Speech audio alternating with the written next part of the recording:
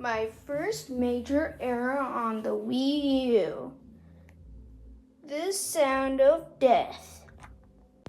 So today was January 25, the same day that this video is created, the third day where my rough cut is coming at the perfect time.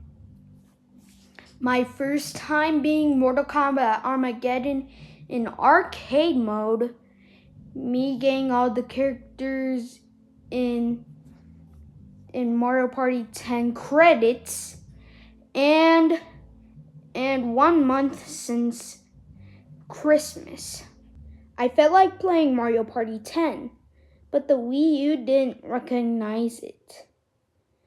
We had a few tries, yet the last try was Mom cleaning it with a soft cloth and wiping it at the edges.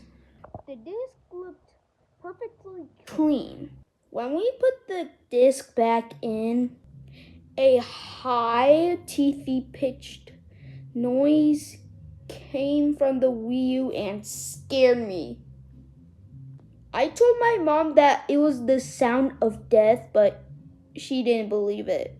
What caused the sound of death to happen was not the Wii U being dead. The joystick was out of the gamepad.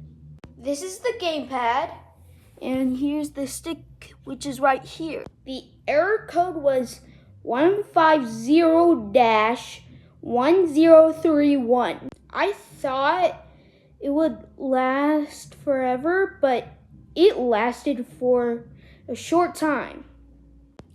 I thought it was impossible to turn the Wii U off, but Mom did it by holding the power button.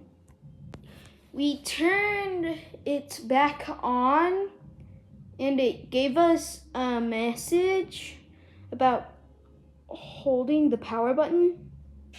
I forgot what it said, but I was able to play Mario Party 10. Yes!